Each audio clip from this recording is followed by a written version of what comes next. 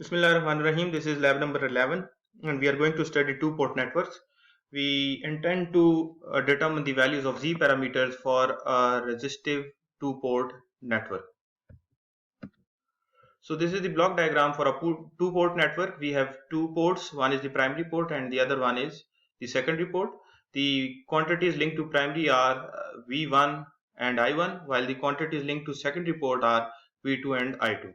In order to determine the values of Z parameters, we must take into account the following formula, that is Z11 is equal to V1 over I1, Z12 is equal to V1 over I2, Z21 is equal to V2 over I1, while Z22 is equal to V2 over I2. If we intend to determine the value for Z11, we must determine the value of V1 and I1, where V1 is the value of voltage at the primary end, while I1 is the value of current at the primary end, with the condition that I2 is equal to 0, which means that we are supposed to keep the secondary open. Similarly, if we want to determine the value of Z12, we must evaluate the value of V1 and I2, where V1 is the value of voltage at the primary end, while I2 is the value of current at the secondary end, with the condition that I1 is equal to 0, that is, primary is supposed to be open circuited.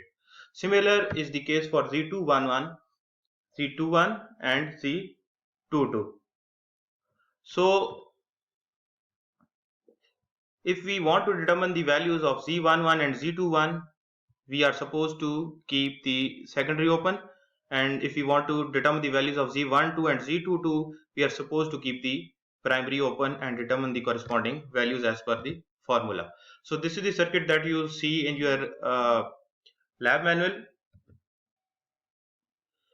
So we will first of all go through the evaluation of Z11. We know that Z11 is equal to V1 over I1, while Z21 is equal to V2 over I1, whereas V1 is the value of voltage at primary, I1 is the value of current at primary, while V2 is the value of voltage at secondary, while I1 is the value of current at primary. So you can see that we have ports as port 1 and port 2. Port 1 is primary, port 2 is secondary.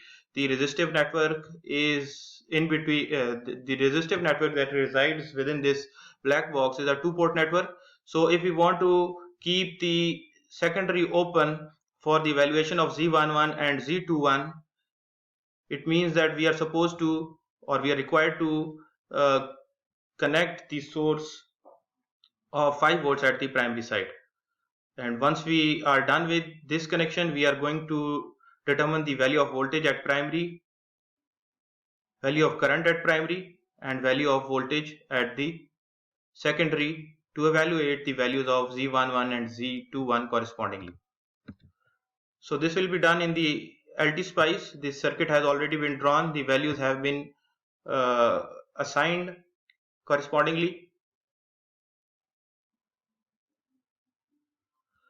So once we are going to run it, we are going to select the transient analysis and set the values as 0.1 milli, 0 and 0.1 microseconds.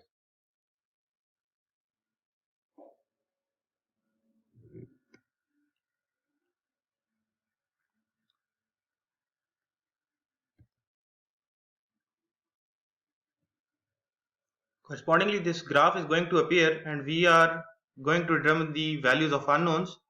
For example, if we want to determine the value of current at the primary side as I1, we will select it as, so now we can see the value of current. The value of the current is around 0.7 milliampere. So this is the current which is supposed to be determined as I1. V1 is same as the source voltage that we are applying, so we can determine the value of voltage simply by inspection 2. For the value of V2, we are going to connect this probe at the secondary end.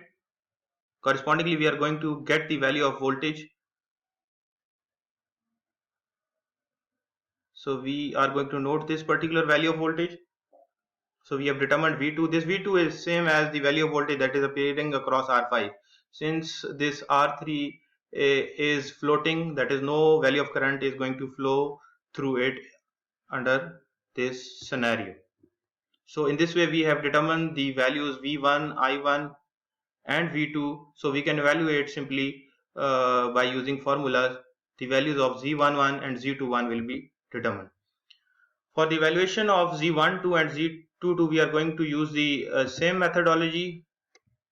Since we are supposed to keep the primary open for the evaluation of Z12 and Z22, so we will be going to connect our source of 5 volts at the secondary end. The rest of the circuit will remain the same. So we are going to repeat each and every step that we did for the evaluation of the Z11 and Z21. The parameter will be set as 0.1 milli, 0 and 0.1 microseconds.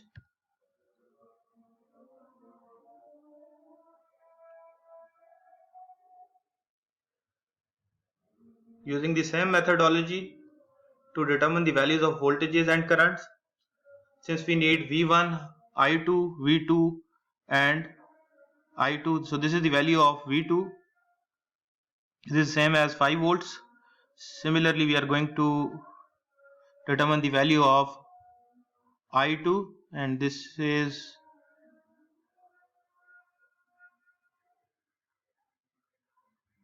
around 1.6 milliampere.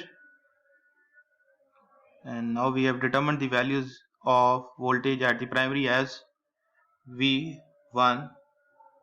So we are going to note down these values. Once we are done with noting down of these values, we will use these formulas, that is Z12 is equal to V1 over I2, Z22 is equal to V2 over I2, to determine the values of Z12 and Z22. So in this way we are going to determine the values of Z11, Z21, Z12 and Z22. The values that have been obtained from LTSpice will be considered as the measured values. For theoretical values, you are going to use the same circuits and apply analysis techniques, voltage division rules, Thevenin theorem, Norton theorem. Any technique can be applied to determine the theoretical values of voltage and currents, and correspondingly same formula can be used to determine the values of all the parameters. At the end, you are going to do the error analysis. Thank you.